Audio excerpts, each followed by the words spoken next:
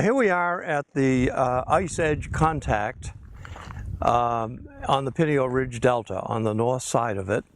And what you're looking at is this rolling landscape that's full of holes and hills. This is called Kame and Kettle topography. The Kame being the high bump and the hole being the kettle. Long story why it's called this, but what we are experiencing here is this was the edge of the ice from which the big delta to the south was built by the meltwater. And the ice edge was not a vertical thing, but it must have been a sloped affair. And the sand and gravel from the ice and the meltwater, actually some accumulated on the ice. And when the ice finally, the margin of the ice receded, and this ice here that was sort of a ramp that had sand and gravel on it, and big boulders that had dropped off the ice directly, started to melt. It melted in such a way as that you might melt the ice and a lot of the gravel would slide into the hole. And then that leaves ice on either side of it that's bare to the atmosphere. Now that melts down, and now you've got a pile of sand and gravel, and it's ice here, and the ice melts down. This sand and gravel slides down in that way, back and forth until all the ice is gone, and you end up with a landscape that's made up of sand and gravel and big boulders, but it's full of lumps and hollows like this.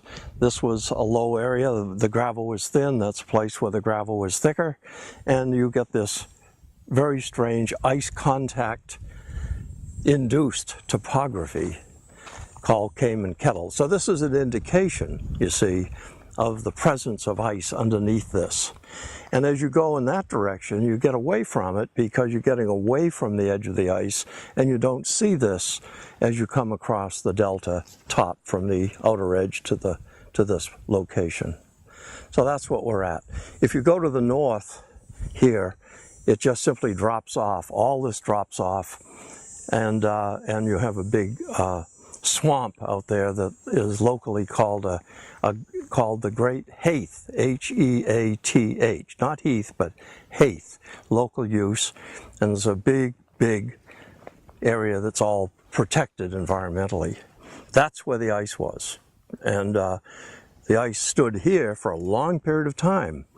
It had to stand in this location in a balanced situation where the ice is trying to move forward, the atmosphere is trying to melt it back, and it's about balanced. So the ice margin stays sort of fixed in this area long enough to produce this tremendously large flat surface of sand and gravel, which actually has buried a pre-existing landscape. And in places the gravel is 200 or 300 feet thick. In other places it's 10 feet thick.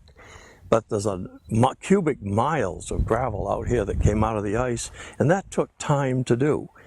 How much time? 10 minutes? 2 days? 50 years? No one knows. Not very long, however. And that's the back edge of this delta. And what we're going to do now is go to the front edge of the delta and look at it there. The leading edge as it built out into the ocean.